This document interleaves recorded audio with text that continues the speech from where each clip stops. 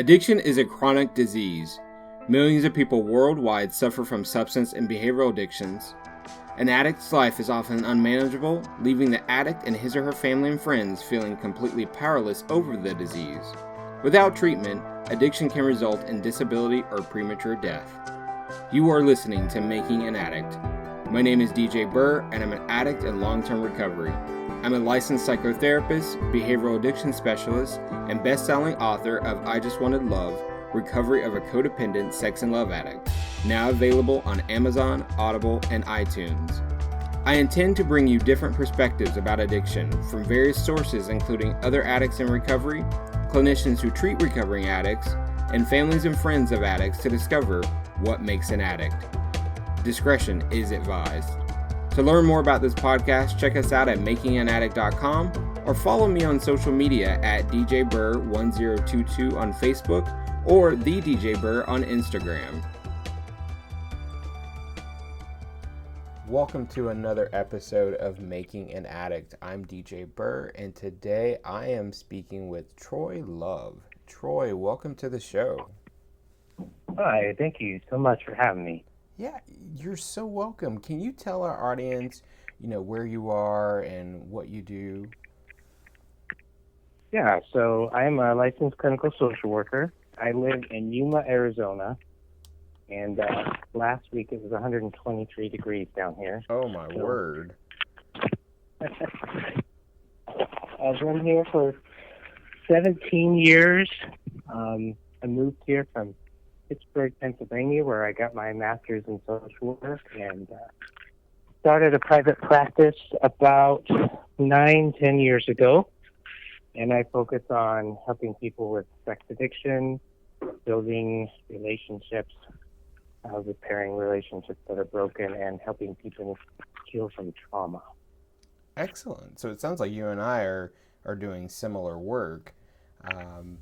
Focus on sex addiction and working through and healing trauma. So that's fantastic. I'm really glad to be able to talk with you today.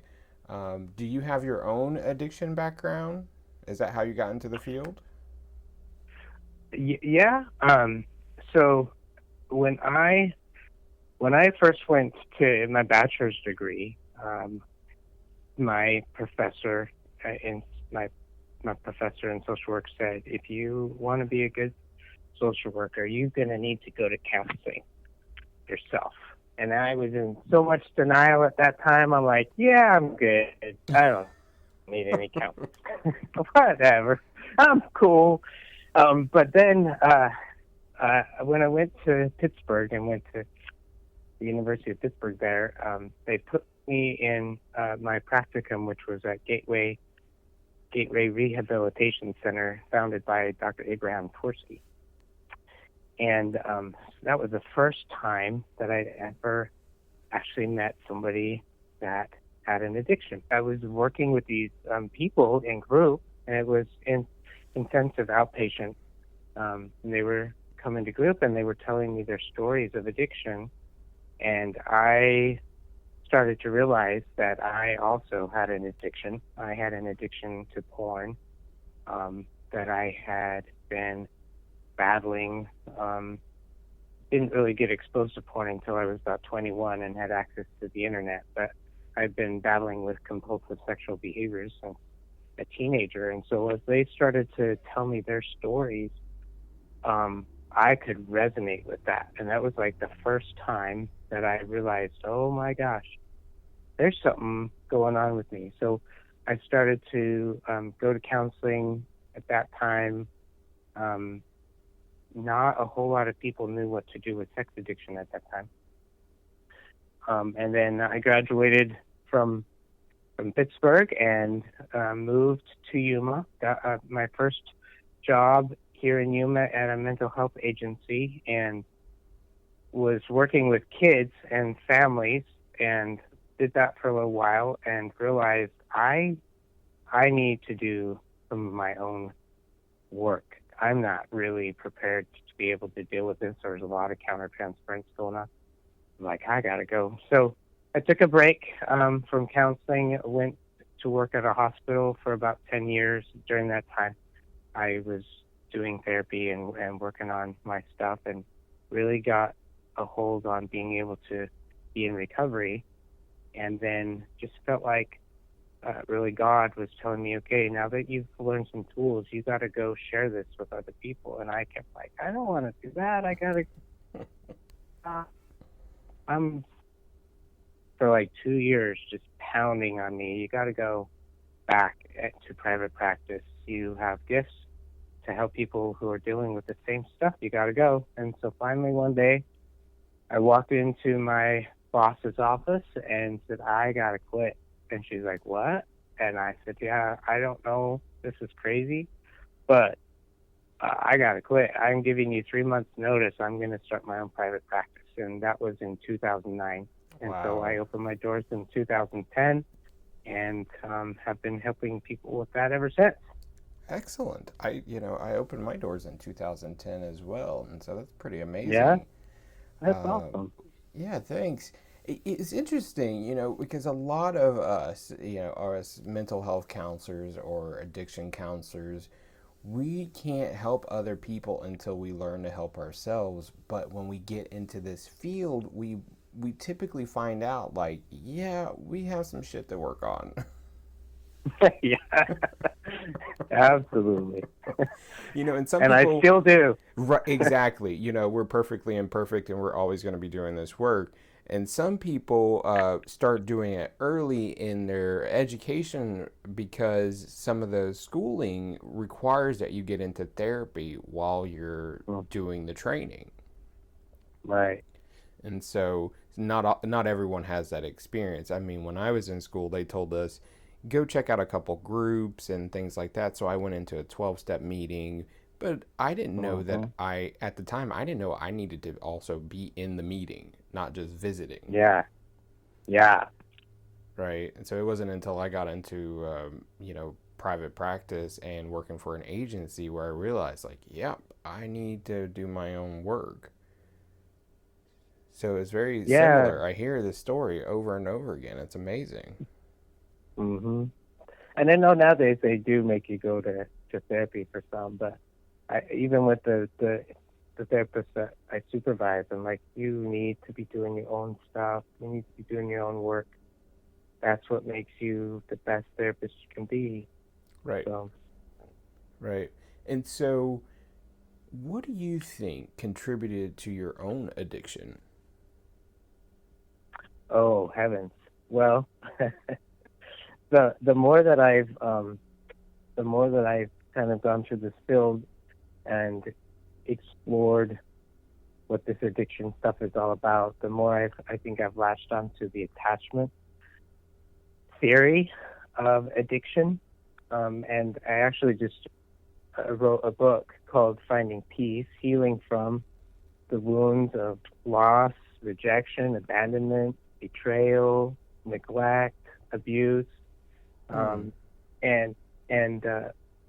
as I began my own work and then working with other people, I realized that addiction really has been driven by these wounds that we've experienced as we grew up, and sometimes in teenagehood and adulthood, that have caused us some deep pain. And usually as we're growing up, we don't really recognize that those wounds even were created because we didn't know any better. But underneath that, there's a lot of pain, and so then we are trying to find ways to numb that pain. And for me, I was adopted when I was 5 days old, and I'm grateful for the courage that my birth mother made to make that choice. But there was also that was a wound of it felt like abandonment, even though cognitively I know that that's not what was going on. But throughout my whole life, I remember sitting in elementary school and wondering if there were other kids that maybe I was a sibling to, and always wondering if there was somebody out there. And Wow. And then I grew up in a family where there was a lot of domestic violence. In your adopted family? Yeah, in my adopted family. Oh, man. Yeah, so there was a lot of domestic violence, going on. And then as I entered into middle school, I was a scrawny little kid.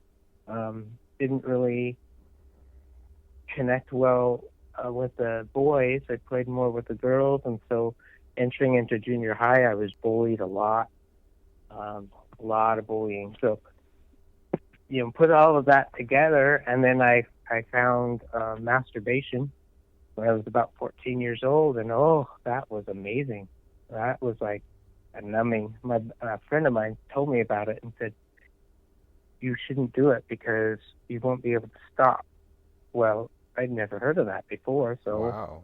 I went and tried it, and he was right. I couldn't stop, and so every night, and then just the shame of, I'm doing something wrong, and God, please help me not do this again. I'm not going to do this again, and and that living in that little secret world, nobody around me knew that was going on. I didn't feel safe in a conversation in my own home.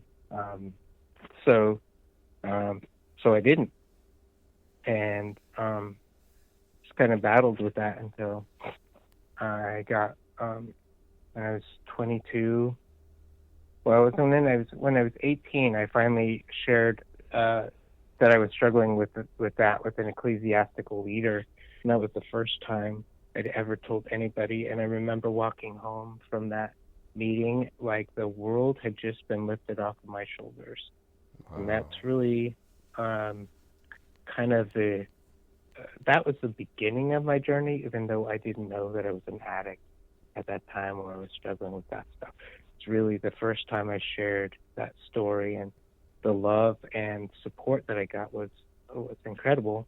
And that's great. So, a lot of us get shame and rejection. You got love and support. I did. It was wonderful. So they didn't know what else to do, Sure. The basic advice was, just try to stop. That was the message. Okay, I'll try that. But that was the first time that I had ever told anybody, and it was awesome. So as I look at that, and every person that I work with that's dealing with addiction, they've got those same wounds of loss, rejection, abandonment, betrayal, neglect, abuse. They've got similar wounds that are underneath all of that, and they've just been using their addiction, whatever their drug of choice happens to be, as a way of numbing that pain. And so if we can help them resolve some of that pain underneath it, then there's not as much of a need to continue numbing the pain anymore.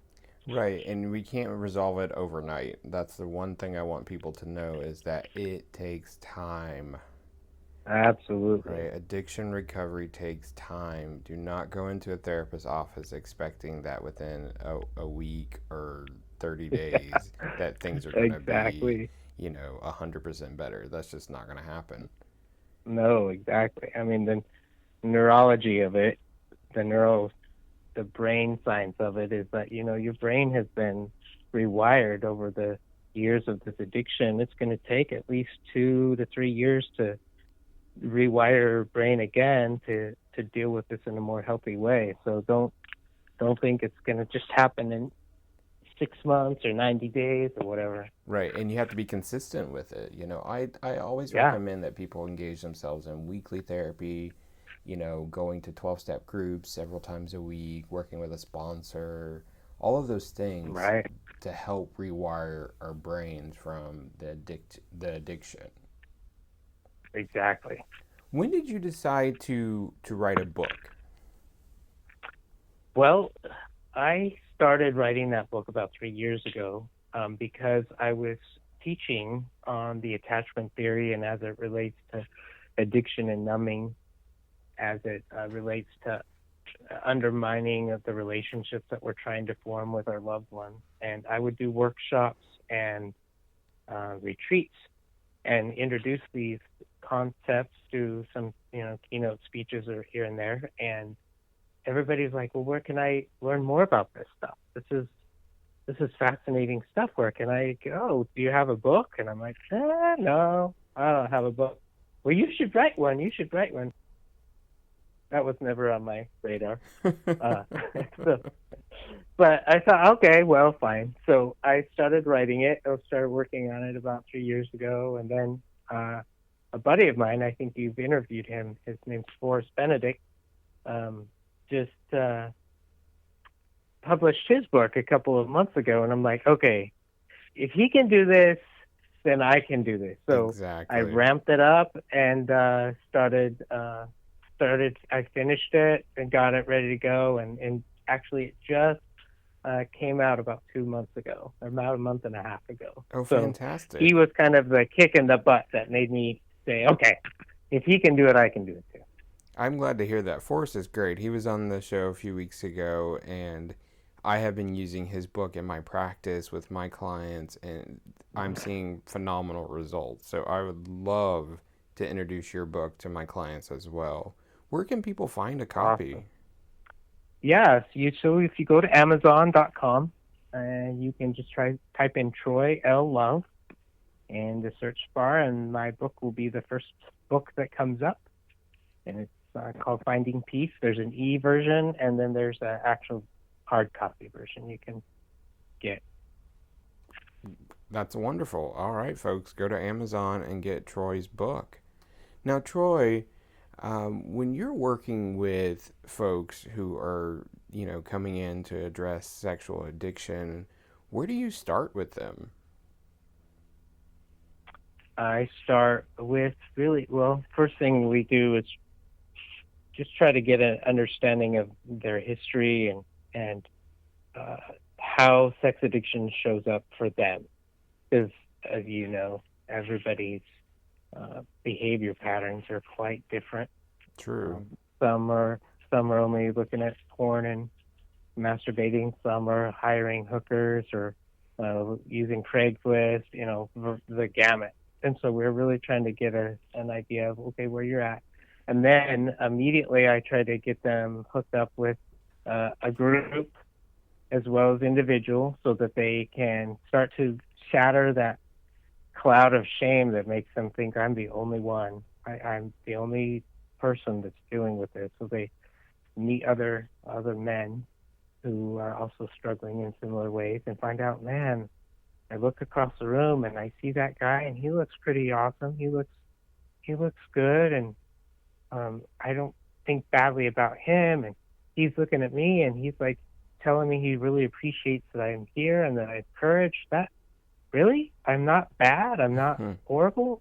This is I love that part. I love when they first come in. So connecting them to a community of support, and then really starting to have them start doing the work, go into the 12-step meetings, filling out, doing their workbooks, completing the assignments that they need so that they can start to get some recovery under their belt, start to get some tools to be able to stay sober.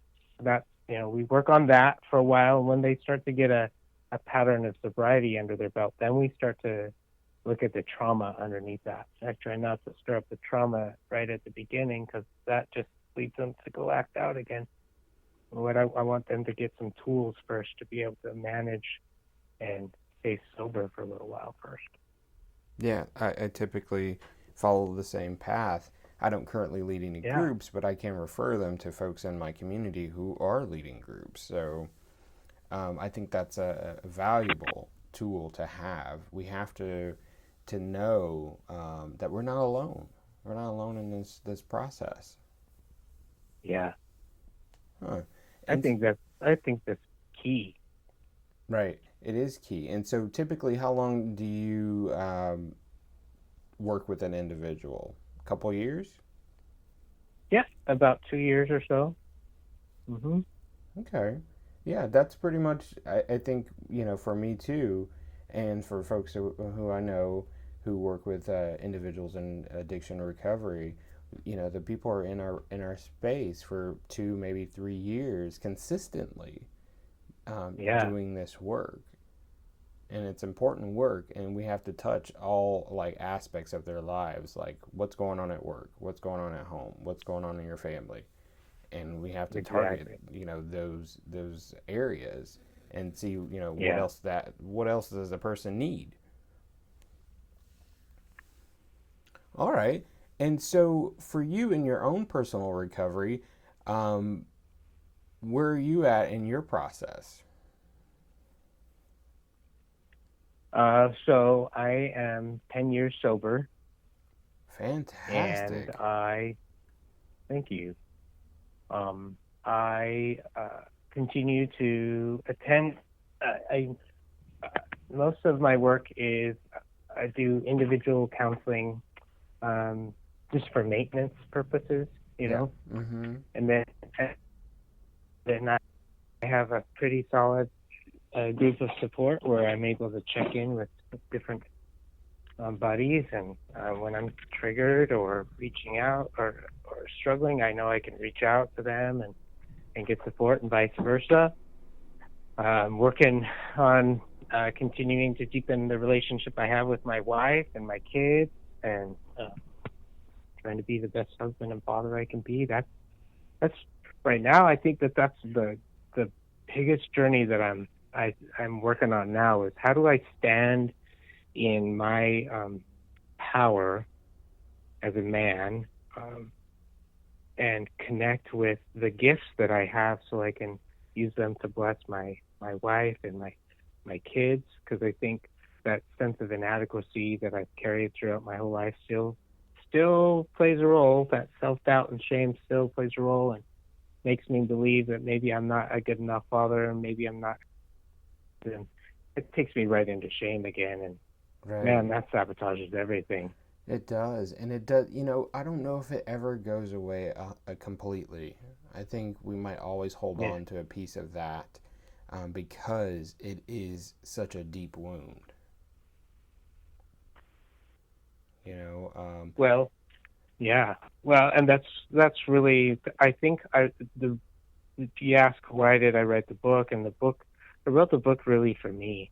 I it, think in the end right. Mm-hmm. was as how do I find my own peace?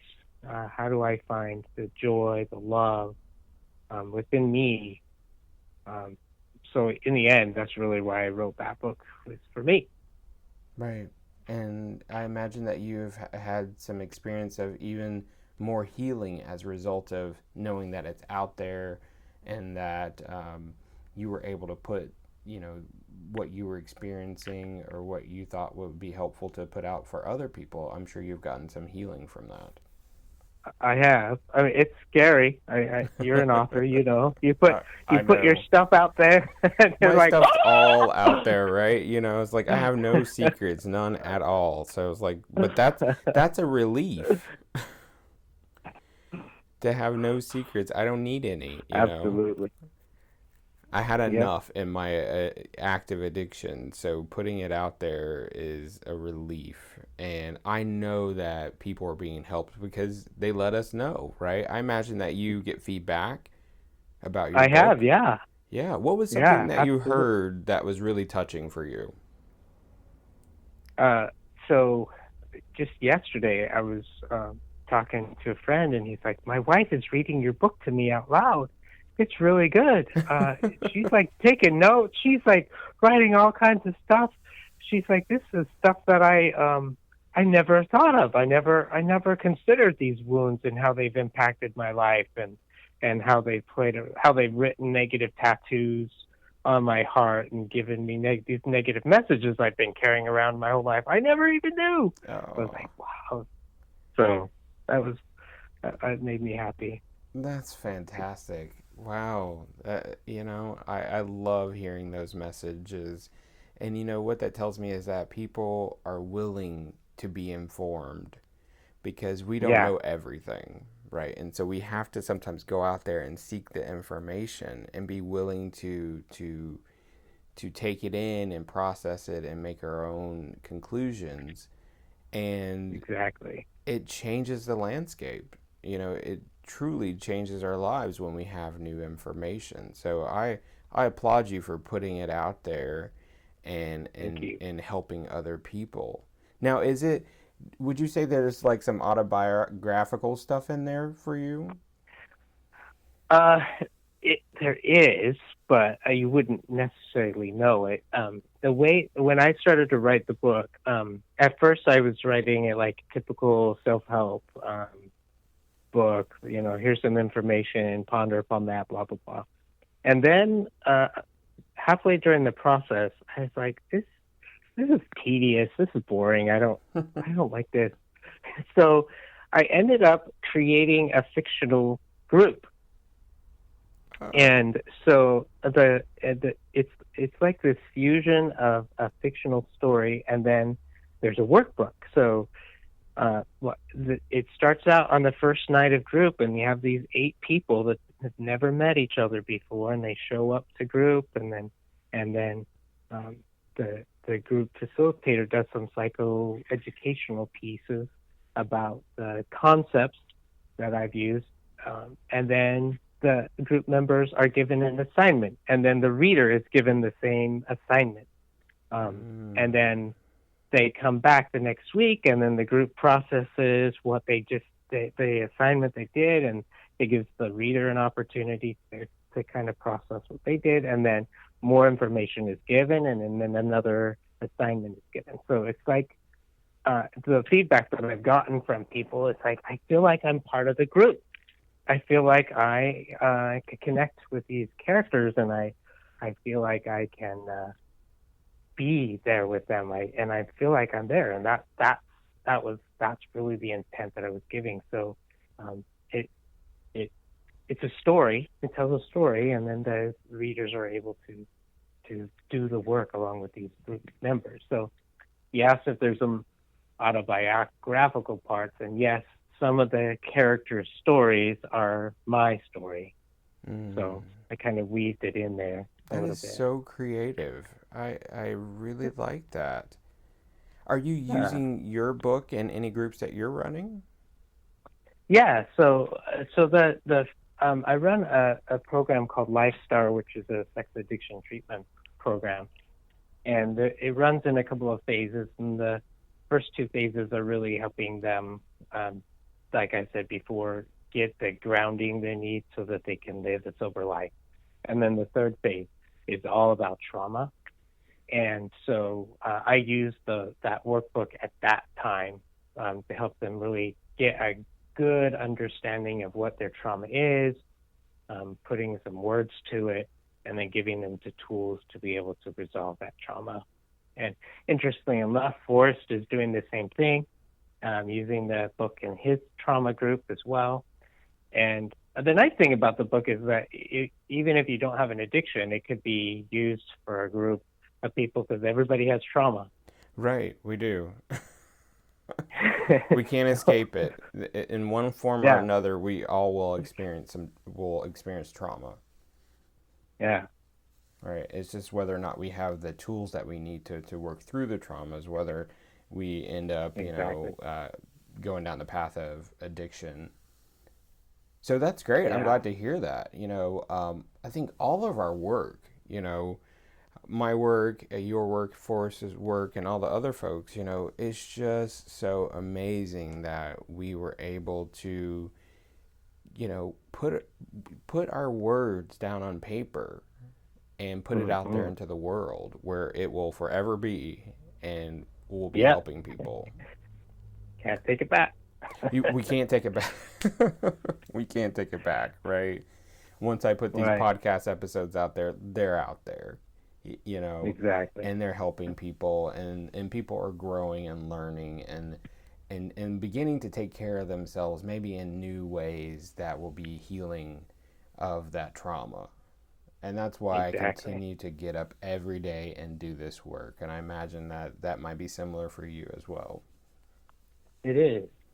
When I, right before, about 3 weeks before my wife and I moved out of Pittsburgh, it was around Christmas time, and a friend of ours, he was one of the professors of music at Duquesne University, and his choir was giving a concert, and his wife, who has a beautiful voice, was featured in the concert. She was singing a solo, and so we went to this they have amazing churches out there. And we went to this old church, and I was just looking around at all the architecture. I look behind me, and there's Mr. Rogers from the television show. Really? And he lived, yeah. And I'm like, my wife's Lisa. My wife's name's Lisa. I said, Lisa, there's Mr. Rogers over there. There's Mr. Rogers. And we're like, oh my gosh, that's good. And so during the intermission, I was like, should we go up to him? You know, he came here. You don't want to bother him, blah, blah. And the guy who was sitting next to us said, this is a once in a lifetime opportunity, guys. When are you ever going to have the opportunity to meet him again? Wow. So I said, okay. So we went up to meet him.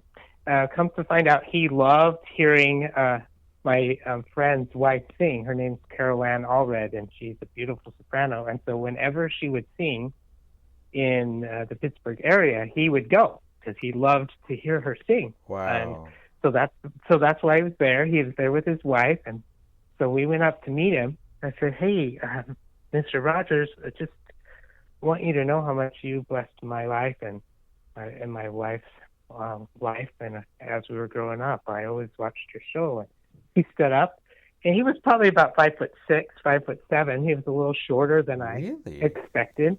Yeah. And he introduced his wife to us, but he was so kind.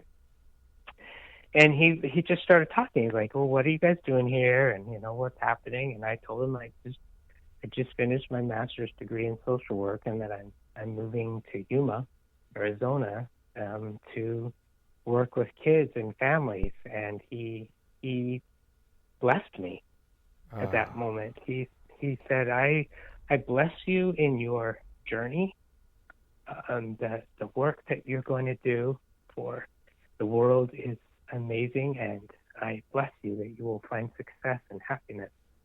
And that was just really amazing to have that from Mr. Rogers, of all people. Right. And then we kept talking.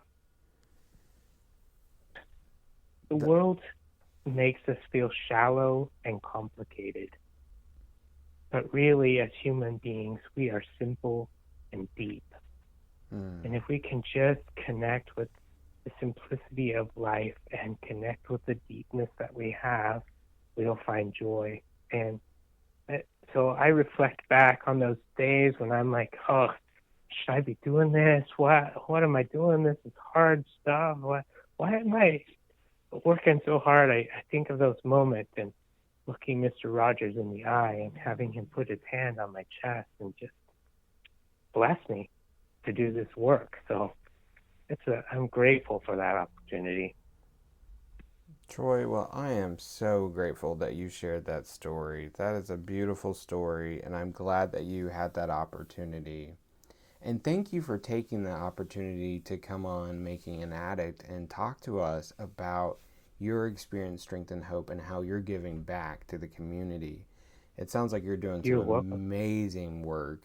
And I want folks to definitely go out there and get your book and let you know, like, give you feedback, you know, write reviews on Amazon. Yeah. You know, we appreciate those reviews because it lets us know that you got something out of it and that you were applying it to your life. So definitely give Troy some love there. No pun intended.